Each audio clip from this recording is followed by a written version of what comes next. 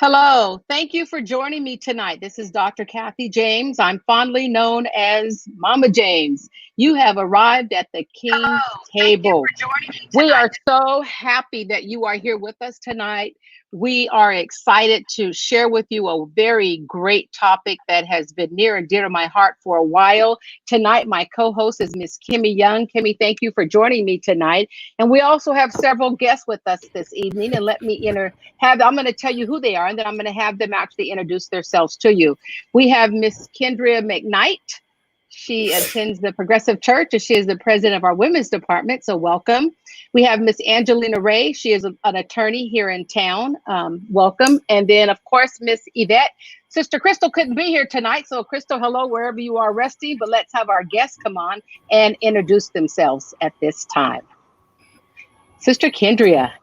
Hi, my name is Kendria McKnight, and like she said, I serve as the Women's Department President.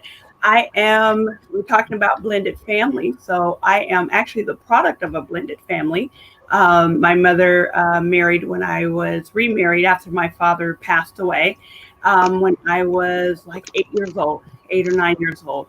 And then I also, when I married my husband, he had two daughters, and they were ages 2 and 6 at that time when we first got married. So, Great. Welcome. Sister Angelina. Hi, I am Angelina Ray. I am the founder of Pacem Tempestade Law. I'm an attorney, and my primary area of work is family law. In addition, I do a great deal of work with folks who need help from a co-parenting perspective. So I do a lot of that kind of work. I'm excited to be here tonight. I am not a product of a blended family, but I was a part of a blended family when I was married. I am now divorced and having to share custody. So dealing with blended family issues every single day, both in my personal and professional life. Thank you for having me. This is Dr. Kat. Great. Thank you and welcome. Sister Kimmy, could you introduce yourself? Hi, everyone. So I am Coach Kimmy Young, and I am the co-host with Dr. James on tonight for the King's Table. So I have a blended family. I have two bonus children, two boys, now ages 13 and ages 10. And when I met my husband, they were much younger. So about 7 years ago when I met him. So we have been doing this co-parenting and blended family thing for a while. So I can really speak to a heart of a lot of the questions and comments that will come up tonight. Want to be able to answer those and discuss them with you. So that is me. And I don't want to hold it off. So we can go ahead and get started. When we talk about a blended family, I wanted to share a blended family consists of two parents where one or both of their children are from a previous relationship. And the process of bonding this family together, from what I understand, is very, very challenging throughout the relationship. And I know that just marriage by itself, with the two individuals, and then blending our own birth children and then bringing in other children that belong to either the spouse can be very challenging. And there are many different reasons for that. But something that I found that was most interesting, and I want to kind of go over this just a little bit, because at the King's Table, our goal is to give you really life-changing information, biblically based and sound, so that you can make decisions for your life and you can live a good quality life the way God designed it for you. Entering into a marriage, they said that 60% of all remarriages fail in divorce. And then when you add children to that mix of the ex-partners, 80% of those marriages fail. And to me, that was just gut-wrenching. And I just know that that's not the plan and purpose that God has for our lives. So I began to read about that, and I wanted to know why. And some of the reasons it says is a compromise overload. Everything the spouse does, they always feel like they're compromising for their kid. No private time for the couple. The couples are always challenged with how do they get time just for themselves, because they have the kids, and the ex is always in the picture, either in money, time, or resources. And we know that could be a problem. And then fairness, and then children that don't like you. But you know what I did? I was reading in the book of Esther. And you all know I like Esther, and I got to bring Esther in on everything. Esther was an orphan, adopted, kidnapped, bathed, and then a queen. And when she became the queen, everybody tends to stop there because her cousin kept harassing her because they were going to die if she didn't do something. Once she finally decided to do something, she got to the king, and the king avenged her. She's now able to live and she's living this wonderful life, but this cousin keeps nagging her, kind of like an ex is always in the mix. Esther was still going to die.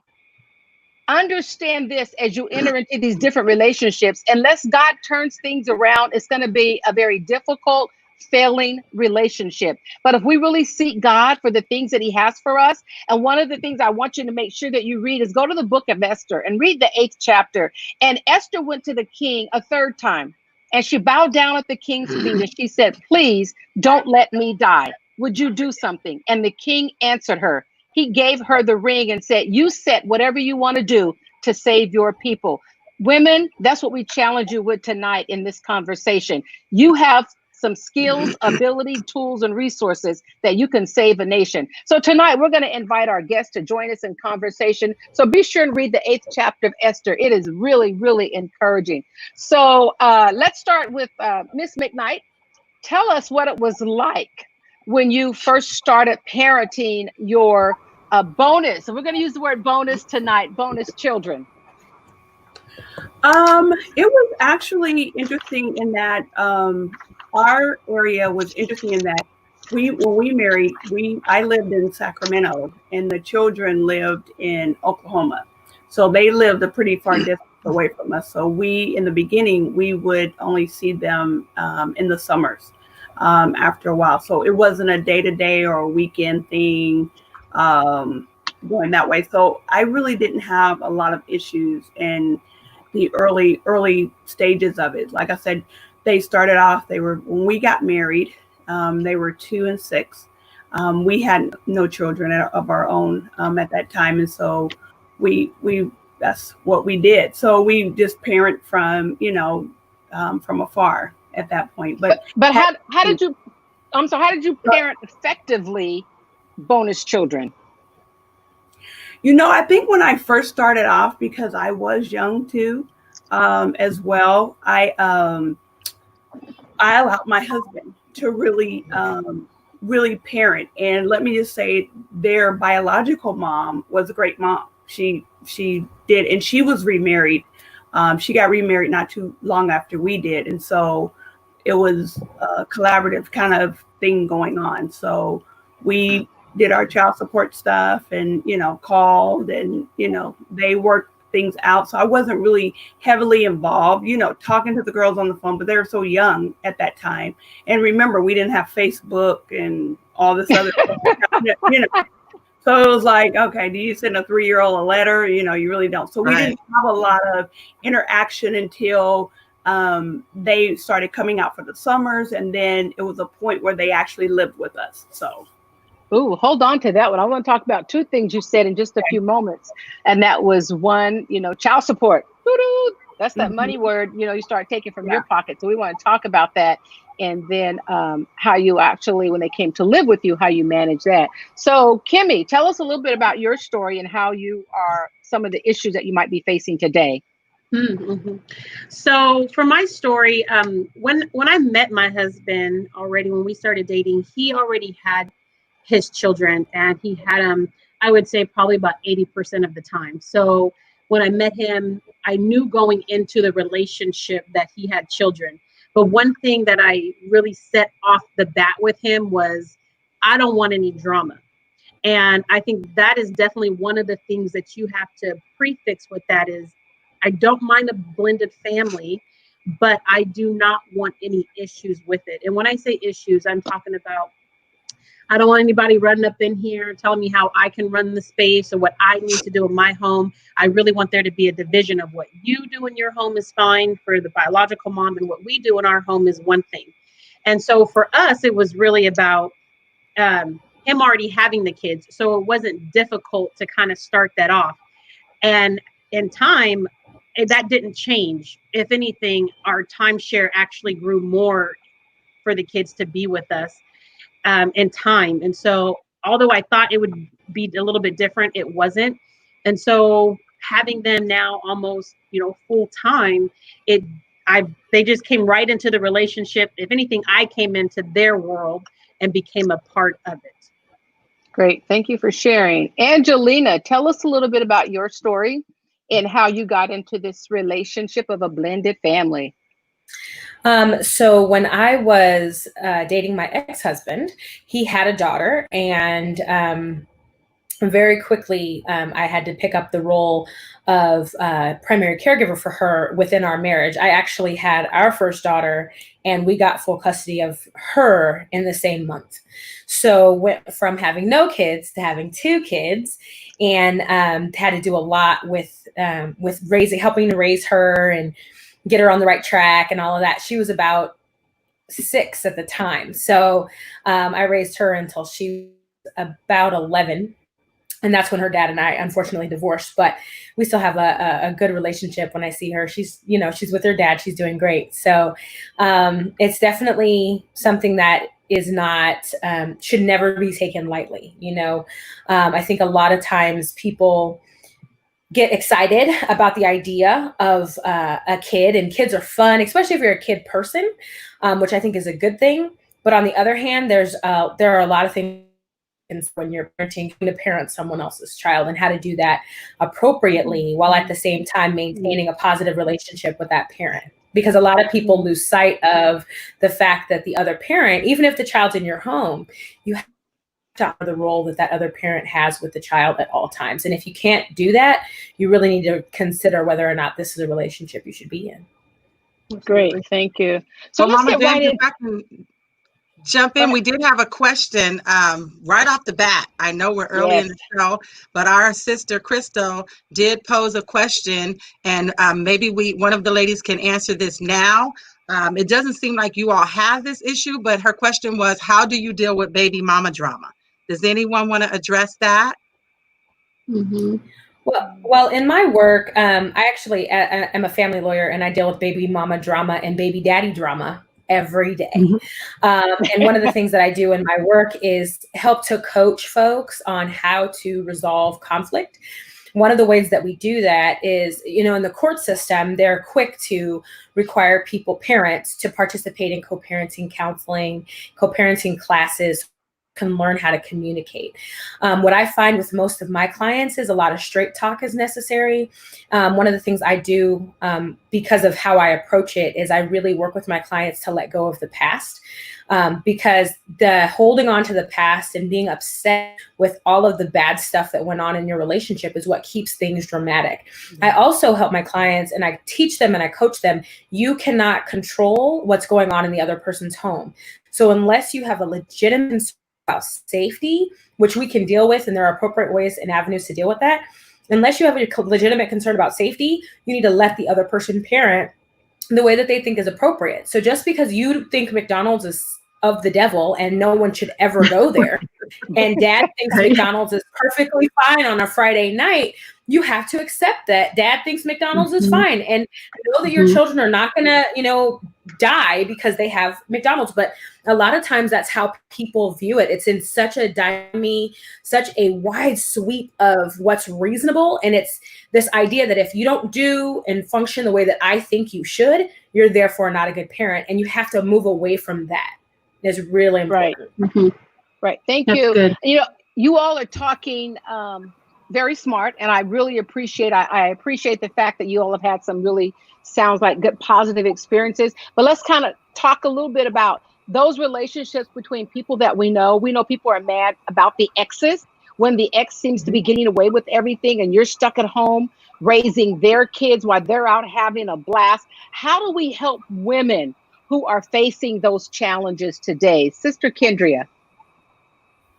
I wanted to answer the baby mama drama. Thank you. Go ahead. Because, being in, leadership with women, I think one thing, I had a situation where, of course, it was a lot of baby mama drama, pulling the kid, throwing the baby bag out at the door, all that. Just a whole lot of extra with a young lady. And I was sharing it with my husband, some things with my husband about, this ain't gonna work, blah, blah. And he said something to me that I won't forget. And he said, babe, the man can stop that at any time he wants to.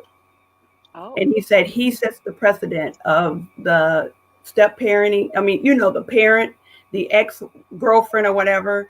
And I find that really true, is that if the man or whoever the biological parent is have that closure, I think, with the person they have the baby with, whether it's a spouse or, you know, had a relationship, the other biological parent, I think that parent, the biological parent, has the power.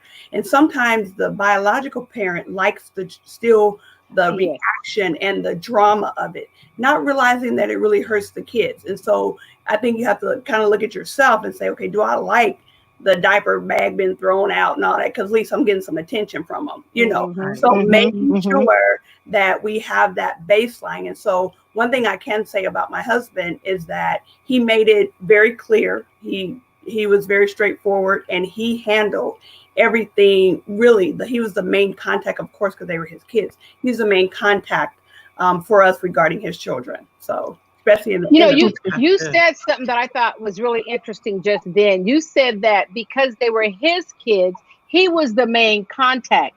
Yes. Unfortunately, we don't see a lot of that today. We see the bonus mom trying to manage and orchestrate everything, which causes more problems. And if you ever watch Judge Judy and the bonus mom is on there talking, she said, this is not even your business. I don't want to talk to you. You're not the parent. So how do you manage that, Kimmy? Yeah, so I think because you obviously, you know, personally that is my situation, that my husband did set a precedent, and it was like, this is what it's going to be. And he did not waver from that at all. One thing that he did that made that very clear was that we got an attorney, which we used Angelina for our services. So not only do we have a wonderful friend, but we have a great attorney that really walked us through the steps. So she was able to then really put it legally, this is what will happen. But besides that, one thing I just noticed that how we dealt with conflict, sometimes that is the bonus mom sometimes can step in and be that lighthearted person to say, you know what, how do I do this with love and kindness? And when you have someone that really is in it for the best interest of the children, that can be done successfully. Now, a bonus mom is always trying to be naive and vindictive and trying to just create a mess. It's not going to work out.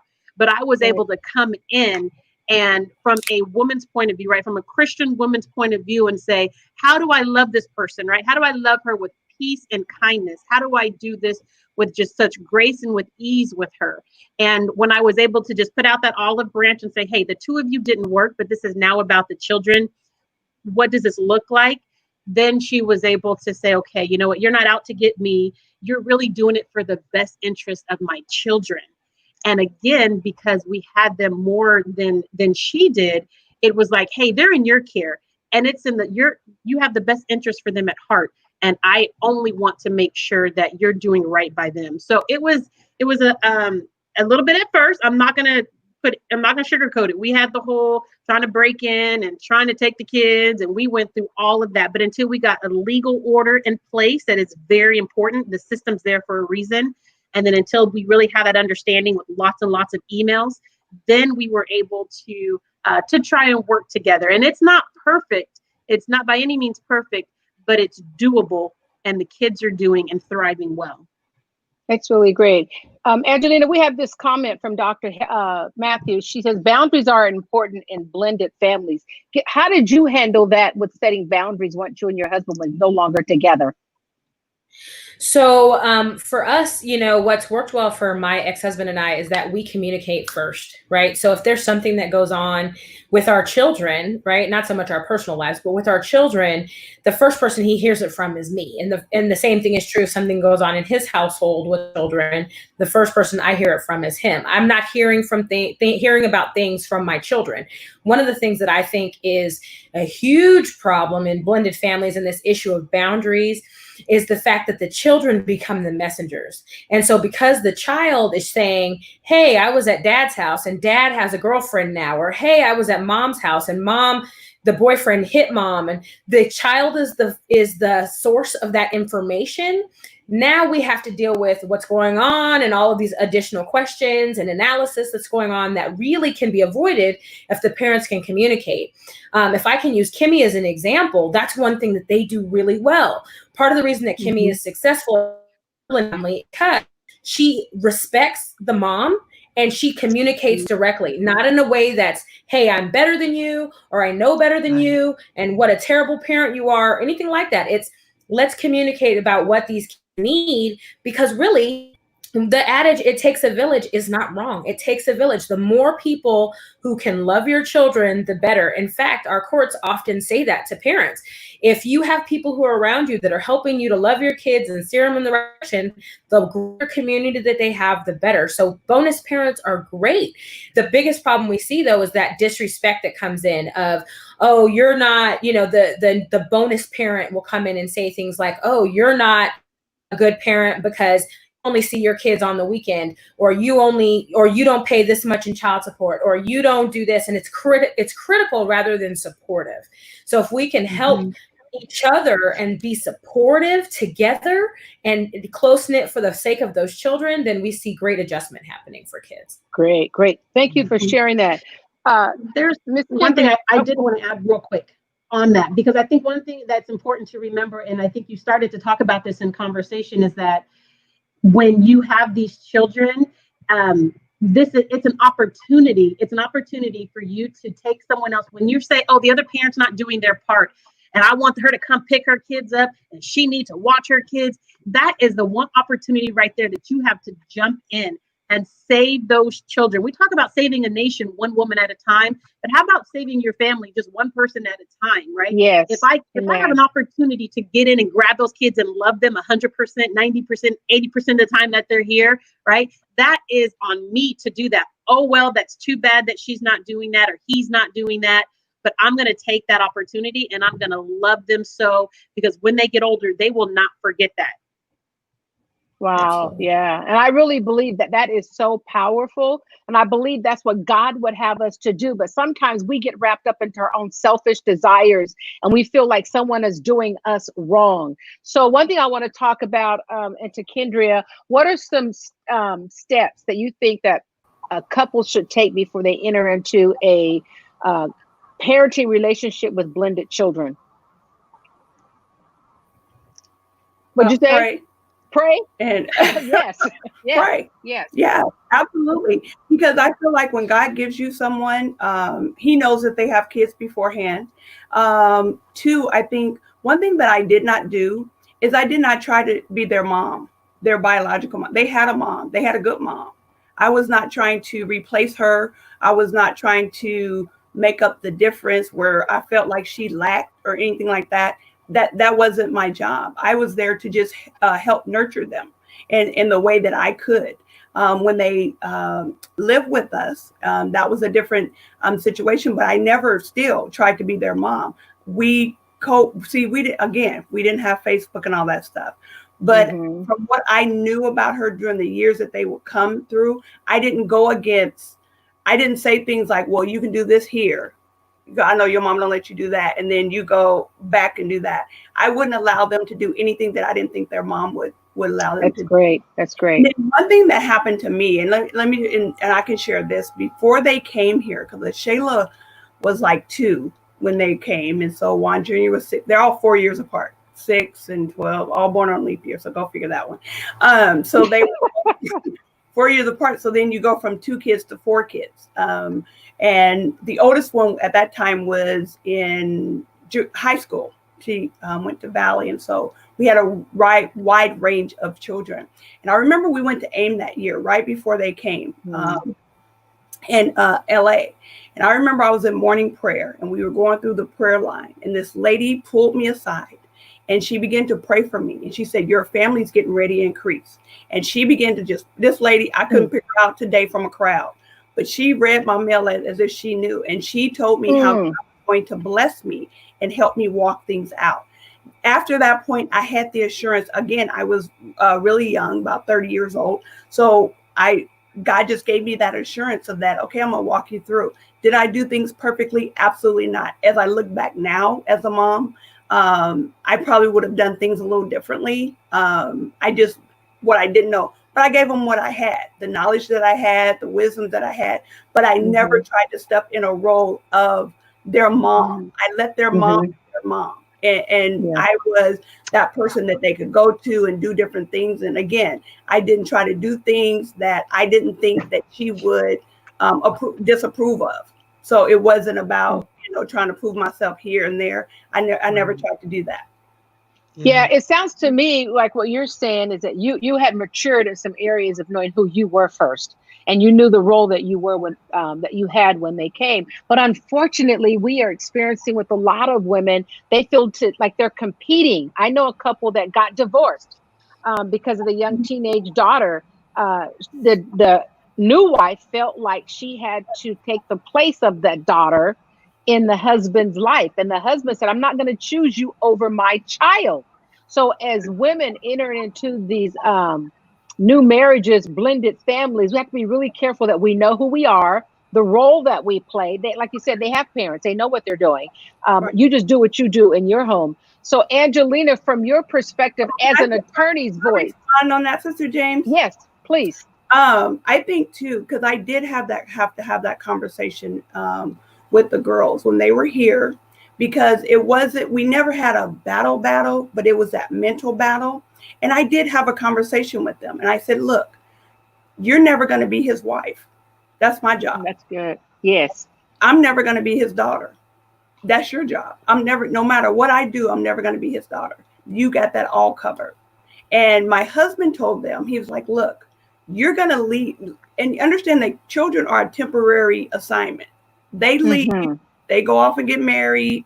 They're never supposed to be, at your house when they're 45 with their kids and all that stuff. Thank you, Jesus. Your marriage comes first. So that's why it's important that you figure out who you're marrying, and as you're coming into that. And if that person, you should never even marry a person that can't help parent your children, or you don't trust them to parent your children.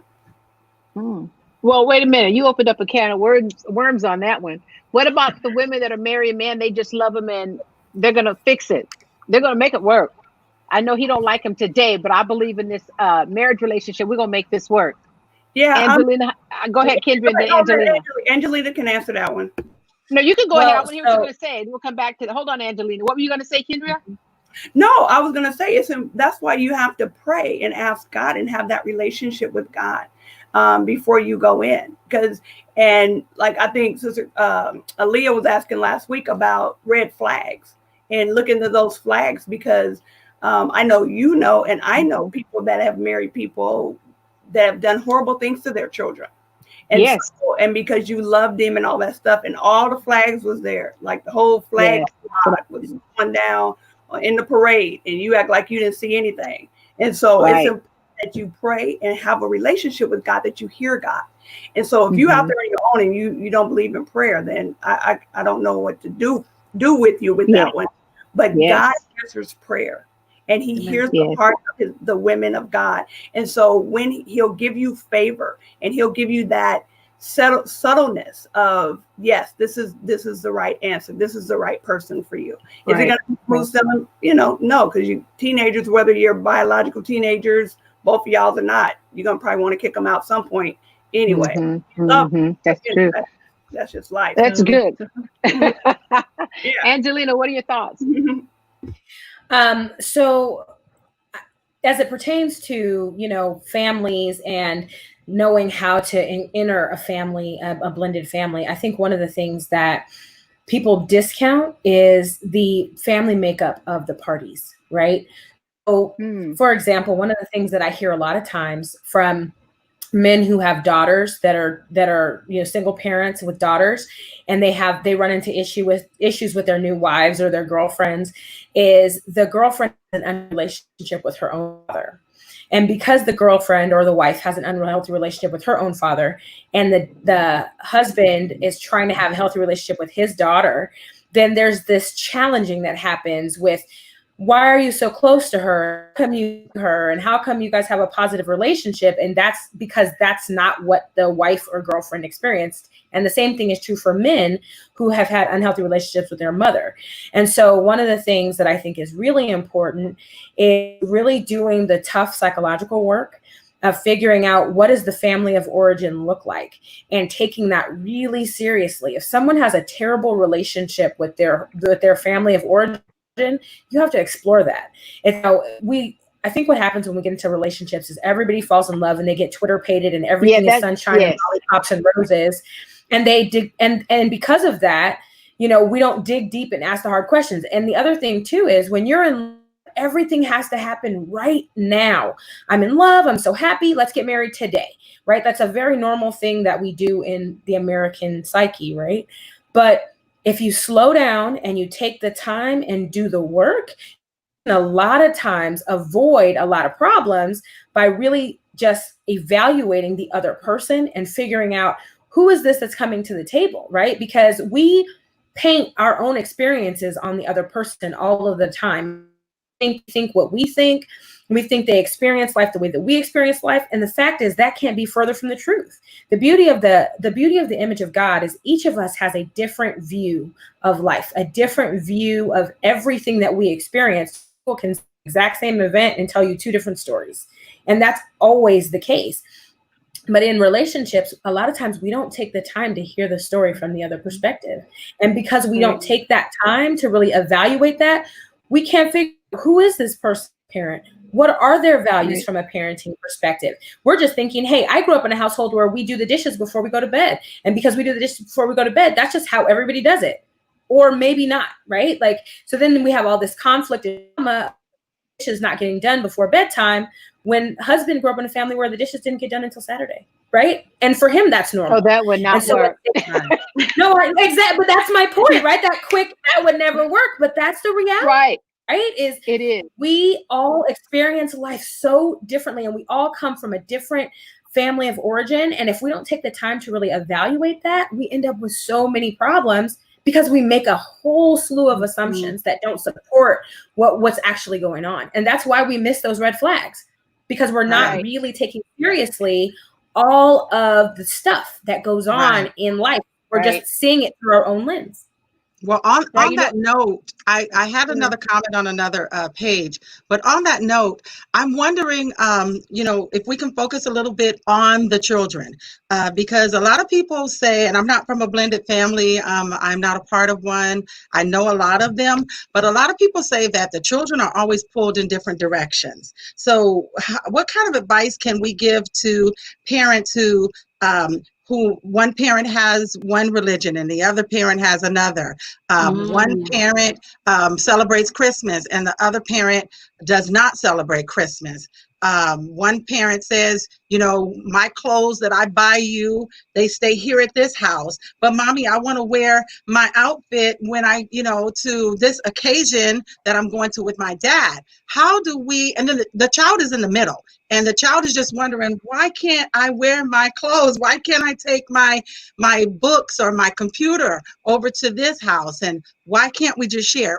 What kind of advice can we give blended families on how to deal with these, especially the religion thing? I mean, could you imagine? Yes. I remember that when I was growing up, my mother was raised Catholic. And my father was Protestant, Holy Ghost filled, Church of God in Christ. And he married this little Catholic girl. And my mom would go to church with my dad every Sunday. And then on Monday, my grandmother took her to confession. And she was confused. And so, could you imagine being raised in a family where your mama and your papa had you at mass, and then your big mama and big daddy had you speaking in tongues the next week? Can we speak on that? Yeah, we can. Kimmy, you're living in some of that right now. You want to kind of share a little bit your situation? I like what Sister Vicky said. Got the kids all confused without an explanation. That's good. Yeah, I will actually tell you about this one situation. So it was something that that brought to my attention the two different households and how people do things and discipline. And I know we're going to talk a little bit about disciplining and how people do things differently. I remember one time where the other parent was just so adamant that you can't discipline my child this way. So they actually called CPS on us, and CPS came in and did a report. And in the report, it said, you actually should really appreciate the home that your children are in, because they are very well taken care of and the discipline is well structured. And so from that perspective, again, coming from a Christian background and from another parent who like probably doesn't take the children to church, I can only do what I can do in my household. So I can only invest and pour into their lives while they are here. And I can just pray their covering that when they are from this home, that they just keep in their minds. I'm constantly just reiterating to them, these are the things that you do when you're with us and when you're not with us, but these are the choices that you have to make. And some of that plays over into like our oldest one who's 13, and he'll do all his work here, and then he'll go to the other home and he might not do anything there. And then he'll say, oh, because no one just made me do it there. And I say, but the responsibility is partly on you. So as they get older, some things do become easier. They might become more difficult in other areas, but that's one area that's like the responsibility partly on the 13-year-old. That's your responsibility. So you tell me what's a consequence that you're going to suffer as a result of you not doing your work. You're at an age that no one has to tell you to do your work when you go to the other parent's home. And so again, sometimes leaving it on a little bit of the children as they get older, but for younger children, those are just the things that you have to say, with love, again, with love and kindness, that you just have to love on those children while they're with you. And we don't say you can't take this to that home or you can't do this at that home. We just say this is what you can do at this home, and hopefully that will ooze out wherever they go. Right. So if I jump in from a legal perspective, like some of this question about kids stuff and where it should go and who pays for it, which is actually a really good segue into child support. But from the legal perspective, when it comes to the stuff is the kids. And so I get that, you know, some parents are like, oh, I paid for this. And so because I paid for it, if I send it over there, they're never going to have it back. One of the things that I've had to do with my kids is, like, my daughter, she loves princess dresses. Anybody who knows my kid knows that she is a princess every day, every moment, every hour. And so I spend a lot of money on princess dresses because that's what makes her happy. But she wants to wear them to her dad's house. And so I explained to her, you can wear it to your dad's house, but if you forget it over there when you come home, you may not have your princess dress, right? And so it took 2 or 3 times of her forgetting her princess dress at her dad's house. And then we had tears because I need my princess dress. And I said, well, we can't go until you back to dad's house on the weekend. And when you go back, you just need to remember to bring it back. And she's 6 and she's picked up on, hey, I need to be responsible for my stuff. I think that there's a value in teaching kids to be responsible for themselves and their stuff. I do too. And even 4, 5, 6-year-olds can pick up on that, number one. And the court, I'm going to tell you, the court does not want to hear about you complaining about the kids' backpack, uniform, pick a thing that you feel like needs to stay at your house and how dare it go to the other. The court is not going to frown. They're going to frown on you because you're going to come across as petty. And nothing is worse in family court than coming across as petty, as Kimmy knows, and we've had this conversation. You don't want to be the petty parent, doesn't win. And so that kind of think when it's too like religious differences, like Kimmy said, you know, the court is only going to go so far as it pertains to those things, unless you're talking about a deep-seated religious issue. Like, for example, one of the things I have seen the court really dive into is Jewish law as it pertains to food consumption, right? So for Jewish people, they kosher and they don't eat certain foods, and they are strict adherents, and the other parent maybe isn't a strict adherent. I have seen the court make orders that the other parent is to ensure that the child is fed kosher. So if you're talking about those really strict adherence sorts of things, which unfortunately 9 times out of 10, we're not talking about strict adherence. We're just talking about preference. Unless you're talking about something related to strict adherence, the court really isn't going to do a whole lot to micromanage. Does the kid go to church in Sunday school or do they not? So you really have to think about what's really, really, really important and what can I teach and support my child at in my home. Right. That's really good. That's really good advice. Really good. I like all those comments. And one thing I kind of wanted to circle back just a little bit about is the number one complaint that parents can expect when walking into a blended family. What are some of your personal experiences? And we'll start with you, Ms. McKnight. What should a woman expect walking into her number one concern, walking into a blended family? I think it depends on you. And sometimes I think as women, we put a lot of pressure on ourselves to be perfect. And I think that may rise up. And I think it depends on what circumstances you're coming in. Are you coming in with children? You already have your children, so you kind of know the ropes. Or are you coming in, new calf? So it depends on how you're coming in. What you can expect, I think, some apprehension, wanting to maybe be accepted by the children and things like that. And you really don't have to do that. It's not, you want to be accepted and loved, by them, but that shouldn't be your main goal. I think like Kimmy was saying, is that really nurturing the children and having that opportunity to make a difference in their lives by living by example. But I think the apprehension really, if we be honest, has to do with ourselves. Are we good enough? Are we, going to be a great parent? Or you come in with that stern, well, they ain't going to do this at my house, right. What we have. And so those, you kind of come up with, like Angelina said, assumptions about things that's going to happen. Sometimes it's about things that never will happen, but you already have your block up and what you're going to do and what you're going to say. So I think that's one of the fears or apprehensions that ladies have. Kind of, am I going to be a good parent, or, things like that in that area. Can I just, one of the biggest, yes. Well, I was going to say, one of the biggest challenges is when the ex, whoever the partner is, paints that opposite partner out to be Satan, right? That colors the daughter so much, and it happens all the time because the man has had a bad relationship with the ex. It was a bad relationship, and so therefore she's going to be mean and rude to you, when maybe she would have never been mean and rude to you. But then you start off with the feeling of she's mean and rude, and so you haven't even given her a chance. And the same thing is true for the man. Oh, well, he's been this way to me as a mom. He's been, not so great to me in our relationship, and so then I've spoken so negatively about my ex to my new, that it just colors it to the degree that it makes it really hard to have a positive relationship. And that's something that you can, if you can eliminate the gossip, you can help a lot. Right. Yeah. What I hear you all saying quite a bit, it's real interesting to me, is that we as women, we really need to take another look at ourselves. We're not taking a look at a person when we meet them, like Angelina said, look at their, where they come from, their family structure, what their beliefs, how they live their lives. We're not doing that. And then what Sister Kendra said too, is we don't know who we are as women. And then we enter into these relationships with all these expectations, and none of them happen.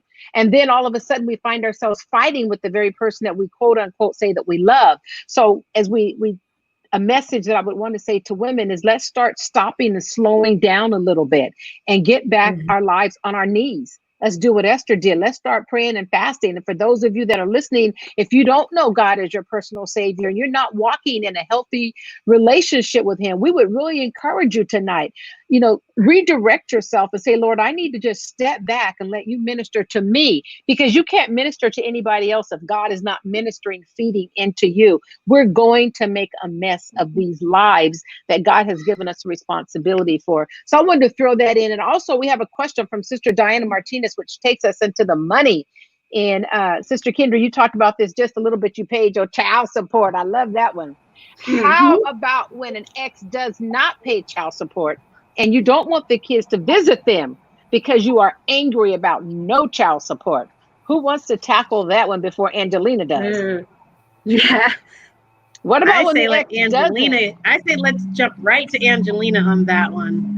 So, Miss McKnight, first of all, you had to pay child support. You weren't late. Was your husband ever late? And I know your husband, so no. What were some thoughts about that? No, I never had a problem with that.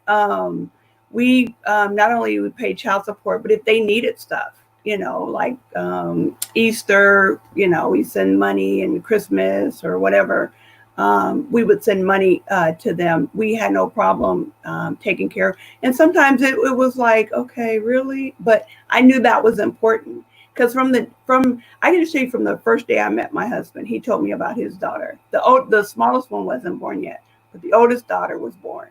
And he showed me a picture of her first day.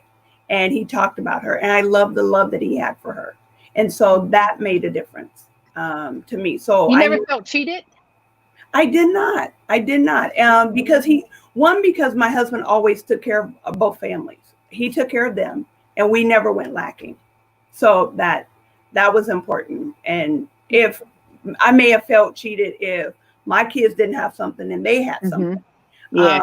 Because I have felt that when I was in a blended family, with the stepfather that came and had children too. And sometimes I felt like they got, when you don't understand when you're young, when they come down for the summer and we are all playing together, and when they get to leave, they're leaving with all these school clothes and all this stuff. So you feel like, well, where's my stuff?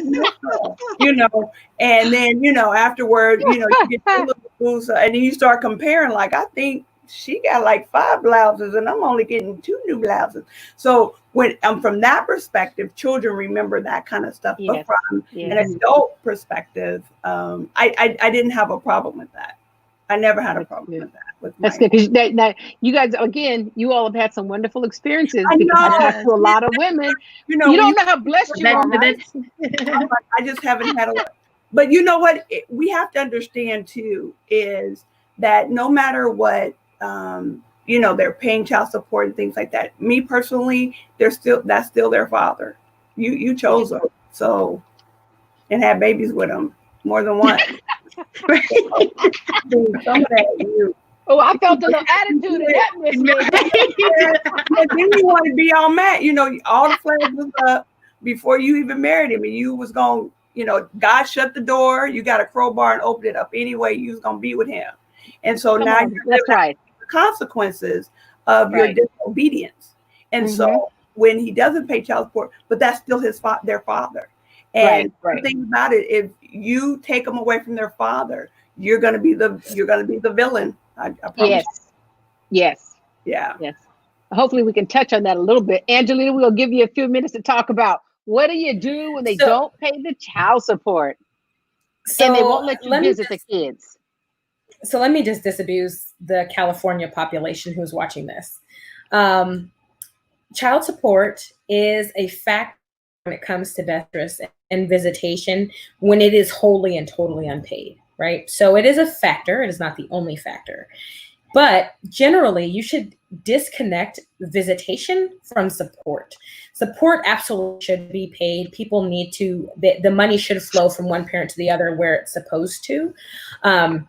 But in no way should the failure to pay support ever cause someone to stop the children from experiencing the other parent, right? There is a mechanism in the court when someone is not appropriately paying their child support, and the proper thing to do is to utilize that mechanism. It is not to withhold the child. That is never in the child's best interest. What is interest of the child is access to the other party. Now, it may not be 50-50.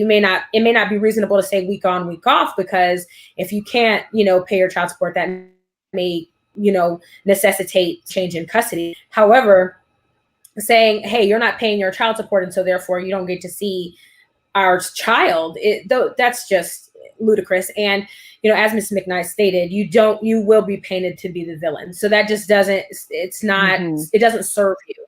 Let me also, one thing that a couple of people have mentioned is Ms. McKnight mentioned that she said we paid child support. So I just want to correct the language. They didn't pay child support. Husband paid child support. In California law, where there is a spouse, the spouse's income, the only thing it does is it raises your tax bracket and it reduces your child support. So in fact, the utilization of the spouse's calculation reduces the number. So it supports a lower number a lot of times.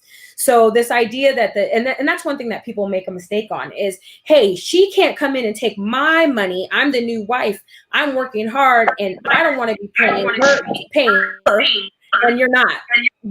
They're looking at the husband's income or the wife's income, whoever the non-custodial parent. They're looking at that person's income, and the secondary income only comes in to correct or additional tax implication in the family system, right? So I always make sure that spousal income is in there because it takes that guideline number down 9 times out of 10. So that's something that people need to understand, because we watch TV, right? And we all see the Tyler Perry movies, and oh, now this supports $80 million because the spouse is an attorney. It's always an attorney that's making a bunch of money. I need to find those attorneys. But the reality is that's really just not how it works. They're looking at, it's a very complex legislative calculation, and you have to look at, what does your child need? A lot of times people say, oh, well, I don't want to give such and such support because they're going to go get their done, or they're going to use the money, and my child is not going to have the appropriate resources that they need. Well, then again, there's a mechanism for that. And the mechanism is to take the person to court and ask for more custody so that the child's in your care. But the reality is, it costs more to play than it does to pay. Having a child in your home and caring for them on a day-to-day basis costs you more money than the legislative guidelines. Thank you for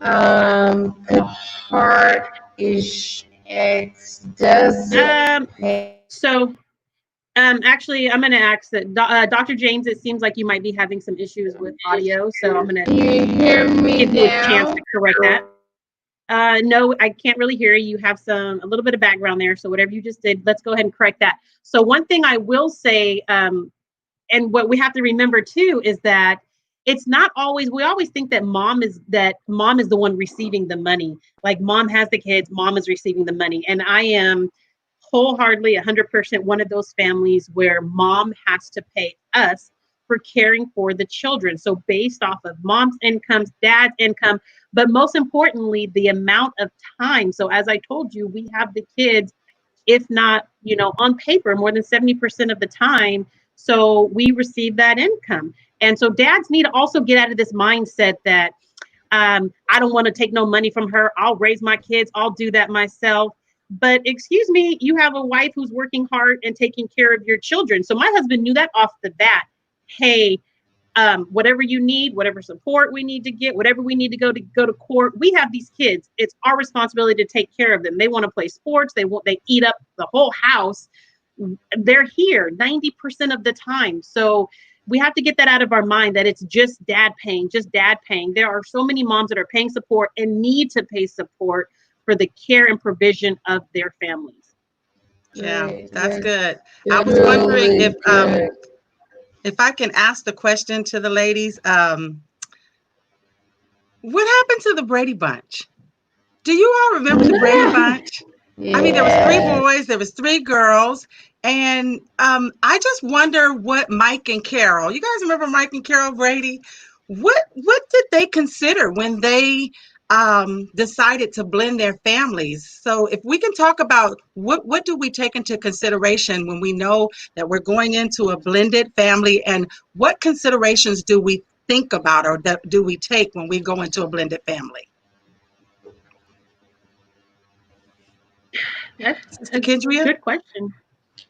With that one, I think that what everyone has said is good advice. Is that, one, looking at the family dynamics and looking at how we make whole, but of course praying and ask God, is this the person for me, or our family is going to mesh? Because the Brady Bunch, I used to love the Brady Bunch because I'm that old. So I love the Brady Bunch, but they had their little conflicts sometimes, but you never heard them say, well, that's your mom and that's not my mom, and this your dad and that's not my dad. And that language. And I think it was, it was a TV show. So it's, the script writer didn't put that in, because back in the 70s, they didn't have that. You just did what your parents told you to do. Now you got a little talk back. Yeah, kids got a whole lot of talk. And so a whole lot of mouth on it. So what's extremely important is that the parents are on the same page and they set a precedent of what's going to happen in their home. And with children, if you have an expectation, and the expectation is clear for the children, and that's one thing I try to do with all of our kids, is that this is what your expectation is. This is what we expect out of you. And so then when you don't meet the expectation, if you come and fall out, we just kind of give you that look that me and my husband can give you, And like, well, were you not clear on the guidelines? You know, and that included our, you know, my stepdaughters. And when they were here, and one of them was playing sports, and we were like, okay, you get a C and you don't get to play. Well, she got a C, and, you know, she was falling out. We was looking like, well, did you not understand the expectations? And so, yeah, but okay, but then here's your consequence. So everyone has to be on the same page, not divided. I try not to be divided. I know I lived in a different world with it. So, you know, I had an awesome husband. He's still my husband, awesome husband. And then their biological mom was great. And so and the kids were good. The kids were great kids, and they still are, you know. And so I think it was different, but I have had, you know, of course, dealing in women's ministry, a lot of different scenarios with that. And so, but I think even with your natural kid, if you have a clear expectation, if you do X, Y, and Z, this is what's going to happen to you. And so so when they come all out, you're like, okay, well, you knew what was going to happen. So I think clear expectations is one thing, is just parenting overall, whether it's a blended family or not. Expectations here, we do this. And if they go to their parents' house and do other stuff, that's why when Kimmy was saying one child did it here, but don't do the homework there, because they know what the expectations are. Well, they are to get away with it here. I'm going to do homework. Dishes here, but I don't do dishes over there. So they start learning really, really quick as to what they can get away. You know, kids, they're cute, they're manipulative. And so they'll go this one and do that, this one and do that. So they're and then they're like sponges. They learn very easily. So I think clear expectations when you have a blended family. Good. Can you hear? I don't. I can't hear Sister. No. James. All right. So Sister James, Dr. James Ward. Dr. James Ward. I'm going to hold her out for a minute. So, okay. But I will go ahead and go to the next question, because I really, there's so much, and I'm getting so many questions here, but I know we want to honor our guest time. So if any of our guests, what I want to talk about next is the discipline. And I talked about a little bit of our story, how I had disciplined the children, and she didn't feel that that was appropriate measures. Now, my husband and I already had an expectation, and he already gave me permission on the discipline that I could do with the children. She didn't feel that was appropriate. So she called CPS. Now, in return, CPS said, hey, you did exactly what someone can do. And, you know, even in a sense of spanking. So Angelina, legally, from a perspective for disciplining children, what do you see, and what are the court's expectations for how a step parent can discipline a children just as a parent can? So, you know, the court, so I'm going to just generally speaking, the court leans away from spanking. Okay, and for African American people, that's a tough pill to swallow, because we frequently believe that spanking is the best way. So the court does lean away, at least the court in Sacramento, and every jurisdiction is a little bit different, but largely the court leans from utilizing corporal punishment as a punishment model. I think, though, for families that are blended, what is vitally important is that the biological parents set the tone for what discipline looks like, and the bonus parent and the biological parent set the tone for what the expectation is within their household, and then communicate those expectations to the other side, so that everyone's on the same page. I can tell you, the folks who have the worst time. I don't know if that's me. Is that me, Kimmy? Nope, it's not you. Go ahead. It's Dr. James. Okay. Go ahead. The folks who have the worst time are the people who cannot communicate what an appropriate discipline model is. For example, at mom's house, son gets a bad grade. And so mom says, hey, no Xbox, right? The kid has Xbox or PlayStation or whatever is popular these days. I don't play video games. And so mom says, hey, son, no game system, because you got a bad grade, and let's fix it. And then as soon as son goes to dad's house, dad is like, I'm still irritated with mom. Go ahead, play your PlayStation. Go ahead, do this or that. And so the discipline doesn't carry out. What that does for kids from a developmental perspective is it bifurcates the child's mind. And that is incredibly dangerous. So one of the things that I try to work with my clients, and even in my own blended family, on, parents have to get on the same page with how they're going to deal with discipline, right? And so when we've got one parent who thinks it's the end of the world that the kid got a B, and the other parent who thinks it's that the kid B, we've got to negotiate that just like we would have if we were still married, right? Or we were still in a relationship. Let's negotiate what are we expecting of our kid so that there's a uniformity, right? Because what happens a lot of times, like I said, is you create this bifurcation for the child where I get to be one person at dad's house and I'm a whole different person at mom's house, and neither of my parents know who I am really. That's really dangerous for children, because then they're living this that either parent really has a key in on what's going on with this kid and how to best guide them as they become an adult, right? And so, and kids are egocentric, right? They are egotistical and they're egocentric. They want what they want. So if they can manipulate the situation, and because I know that my mom and dad don't talk, I'm gonna tell my dad that I got a bad grade, and I know he's never gonna tell my mom because he wants to be my friend more than my parent. Right? Or I'm going to tell my mom that I got in trouble at school, and I know she's never going to tell my dad because my mom and dad don't get along and we can't get over ourselves to communicate. Then what that does for the kids is it opens an avenue and a door for them to secret life. That's really not healthy for them. That's good. That's really good information. So Sister Kendra, did you want to kind of tap on that just for a minute about what that looks like when you have the discipline of a child? And did you ever have to experience that? I didn't discipline them as far as spanking them or anything. That was my husband's job, and he took care of that if he needed. But they were good kids, so we really didn't have to really do that. But I think, and personally, been married, I've been married 30 years, and raising our children, our last one's getting ready to leave. I'm gonna miss her so much, but we're giving the empty nest. But in that, even just in a traditional marriage, you have to determine how you're going to discipline your kids. So whether you're married a blended family or you're just going in a relationship, that's the question you need to ask. So how do you discipline? And then I had to understand with my children, and even with my stepdaughters, is that, of course, my husband loves them just as their dad loves them just as much as I do.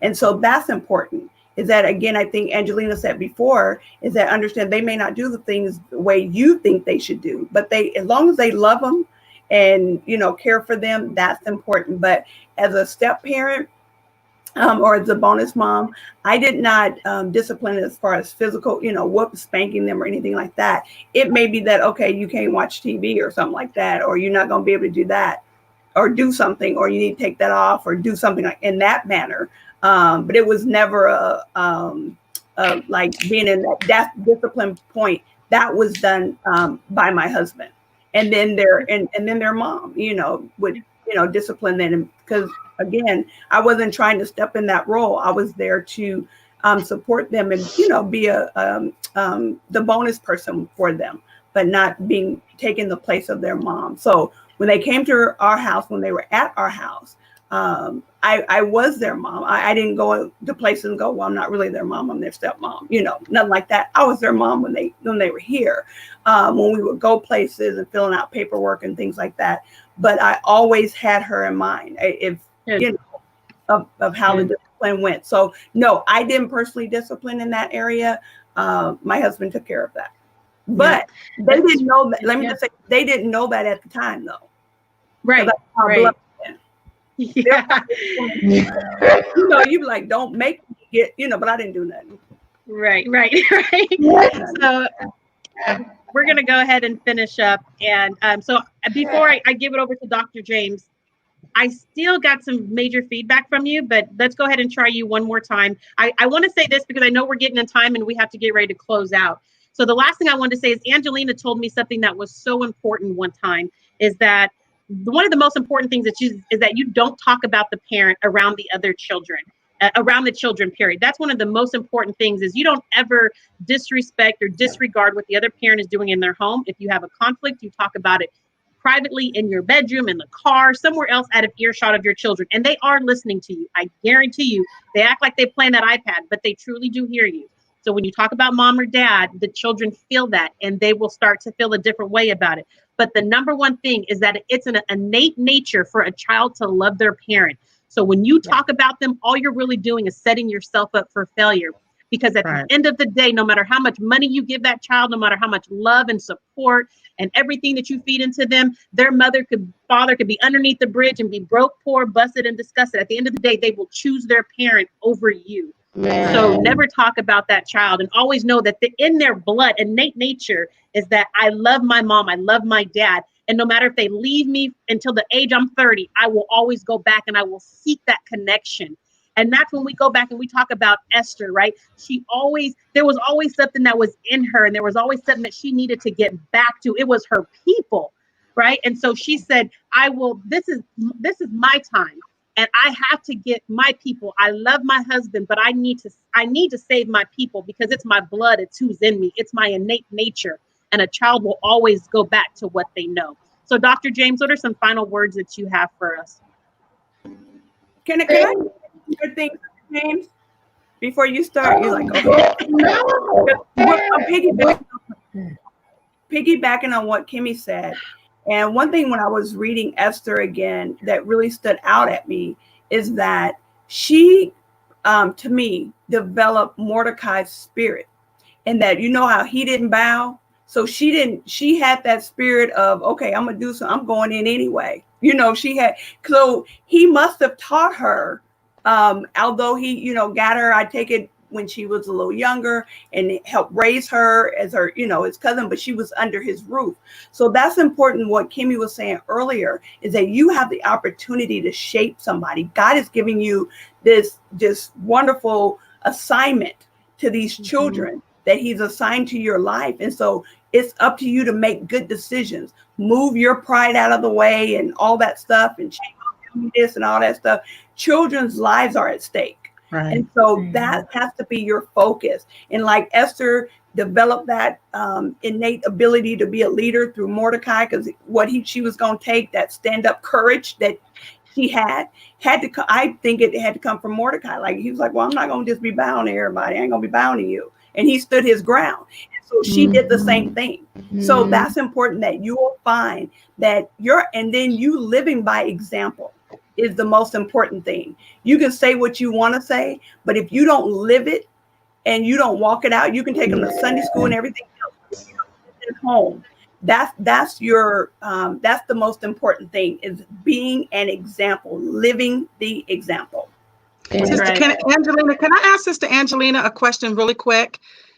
Can we really quick just talk really quickly about how to help people that are not dealing with a naturally blended family, but a blended family where they bring their own children into the picture along with foster children or adopted children? Can we kind of hit on that really quick just to help someone out there? Absolutely. So whenever we have children that are non-biological or not placed by the family court, so if you're talking about foster kids or kids out of the CPS program, dependency court, there's a specific set of guidelines as it pertains to those kids, and ensuring that you've got the right tools to appropriately parent those kids. But every child, and this speaks to a little bit of what Kimmy was saying, one of the things that I was talking to her about conversation was that children are fiercely loyal. But one of the other things that's really valuable and important to understand about children is that children seek connection. So if you have a family, whether it's blended because the children are biologically connected to the two adults and we're blending a family, or we're bringing in third-party children that are from dependency, it's making every child feel like they have a space, like their voice matters, and like they right? That's super important for kids. And one of the things that we know, times have changed, things have changed, but we know that children value feeling connected. And so a kid can tell when you don't really like, even if you smile in the face and you try to pretend like it's okay, if you don't like them and you're not liking them is tied to that other parent or tied to the situation or tied to something outside of who that child is, then you really need to reassess, because that's not fair to that child. Everybody wants to be judged on the merits of who they are, right? And even kids who make mistakes, they want to be seen, they want to rise to the level of your expectation, and they want to know that you care about them. And so that's the best, piece of advice I can give folks who are bringing together families of children who come from different places, is that, the reality is we have to give kids let them know that they're loved. Let them know that they're valued.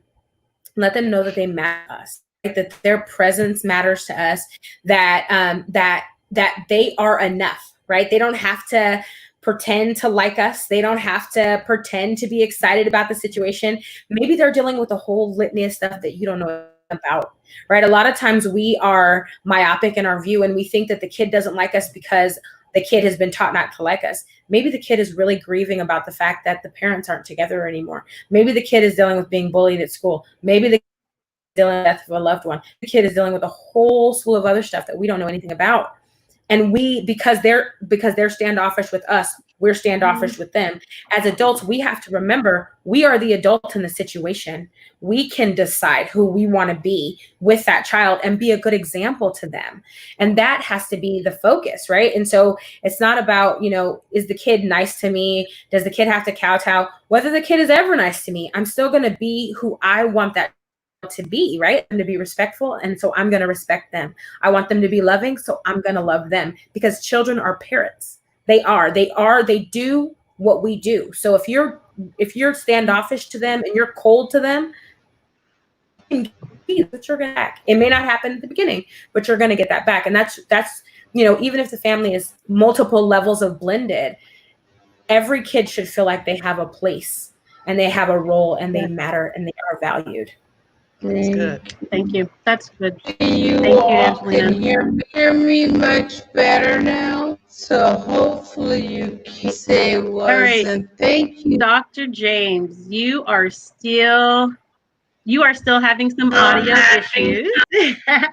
You're still having some audio issues, Dr. James. So we're going to go ahead and get prepared to close this out. So I want to give opportunity for our guests. If you have one last final word of wisdom for those mom or for those dads, just in a real quick 30 seconds, what would be your elevator speech to someone who's really just struggling with the blended family? I'm going to go with Angelina. What would that be? Okay, so I have to give you the attorney speech. Get a court order. If you don't have court orders, if you don't have clear directions around what custody and visitation should look like, and you're crossing your fingers and hoping you guys are always just going to agree, I can promise you it's not going to go well. It will serve you. Someone like me, doesn't have to be me, but someone like me, the self-help center, do what you need to do to craft some orders so that there's guidelines, because those guidelines will eliminate conflict in so many ways. So that's one of the things that, that for kids, that's super important. Reducing conflict between parents. And one of the fastest, easiest ways to do that is to have really clear court orders. So I recommend, if you don't have any, get some. If they're not specific enough, see an attorney, go to court. Don't be afraid of court. The judges are there to help you. Don't be afraid of that process, but get clarity around what is going on with your kids, so you don't have to wonder, and they don't have to wonder, and the other party doesn't have to wonder. That's my 2 cents. That's good. Great. We'll take it. Sister Kendria, I'm going to go ahead and go to you. What's your last final comments for blended families? How do we do it right? I think, of course, what I've already said several times is really pray about it. Look on the inside of yourself, and and also add everything Angelina said. If that's necessary. We were unfortunate we didn't have to get the courts involved in anything, but that's not everybody's story. But look within yourself and make sure that the issues that you're having is not you. And look down deep and say, God, is it me? Is it my pride? Is it my ego? Is it my assumptions that I'm making, things that are not there? Am I missing something? And so make sure it's not you causing an issue that doesn't have to be there. And it's just a matter of, and it's not being weak. It's not being like you feel like you're being run over. If you're kind to people, and that's what people think being a Christian and being Christ-like is easy, but it takes a lot of courage in the difficult times. And you pray about it, and God will give you your answer. And it's not always the answer that you want, because sometimes God will tell you to shut your mouth and do something that you don't want to do. But God is giving you your answer. And so you need to just ask God for courage to do exactly what he told you to do and how to do it. Because God is concerned about every aspect of our lives, not just the stuff, every aspect, your everyday life. He's wanted to talk to you about that. And so he's interested in that. So you go to God and you ask him for direction in your life. You can use the court system and do what you need to do. But bottom line, you need to get on your knees and pray and then do what God tells you to do. And if you do that, I'm a witness that you'll walk through this thing. And you will have bumps. That means you need to go back to God and ask him, what's my next step? What do I need to focus on this season? But really look down on the inside of you and see what's going on in your world. That's good. That's good. Sister Yvette, I want to go to you still. You're not a blended family, but what are you hearing from other people? And what have you got from tonight that will serve you best to serve another young lady? Well, I just want to say that I am so glad that I joined the King's Table tonight. The feast was spread and I am full. Like Sister Kimmy said, I am not from a blended family, but I do know how to pray for one now. I do know what to pray for. I do know how to counsel and I do know how to console. So I just appreciate being a part of this King's Table. I hope the rest of you out there are full because this was a feast and we were blessed. Yeah, that's great. Thank you so very much. I see so many comments that are coming in, and even Dr. James is commenting all of the good information and resources that are out there. I would really encourage you, Angelina, I just want to give a shout out to your field of work, Pactum Tempestade Law. Reach out to them. Peace in the midst of the storm, right? There's a storm. It's out there. It's raging, but I want to let you know that you do have the support legally. You have the support of other people. Get connected with the church. Get connected with the group. You don't have to do this alone. And so I really want to encourage you all, stick it out. Don't give it up. Don't let your relationship be bogged down by a blended family. That's the time for you to be able to flourish. How many young women, how many young men's life can you really feed into? A blended family is the best way to do that. And let me tell you, when you start seeing people, my one advice, because I didn't even give my advice, but let me give it to you. My one advice would be, as we go back and talk about the exes, don't always think that the ex was the bad one in the worst position. Everybody played their part in everything. So you really have to look through it through what we call, right, a green lens of how do I really envision this person? They really want to do well for their children. Some of them really do have the best interest for their children at heart. They just don't know how to.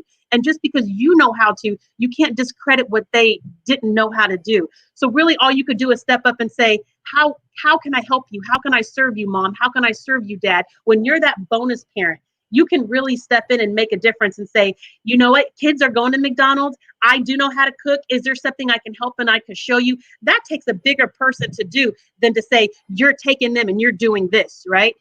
Of course, somebody's going to back up for that. So let's, with love and kindness, right? Let's love on these people. Let's love on their children. Let's love on them. And I'm telling you, you're going to see some amazing outcomes when you produce some wonderful children in this world. So thank you to each and every one of our guests. Thank you to Yvette Buggs. I'm just going to bring in, we can't hear her audio, but I'm going to stop it. But Dr. James, thank you. We got it for you. We got it. Thank you, Angelina. Thank you, Kendra, so much. We appreciate you all for coming. Don't forget that the King's Table is all about being the queen you were meant to be. So join us every Monday at 7 p.m. as we go live. And also on Monday mornings, you're going to see some information. If you join into the Facebook and onto the YouTube page, you're going to see some information about some Mondays, just jump starting your Monday. So please make sure you join us for that. Thank you all so very much. Have a wonderful rest of your week. And let's get ready. Are you ready for a comeback? This is your time for a comeback. Let's go ahead and do that. Thank you all. Have a great week and you take care. Bye-bye.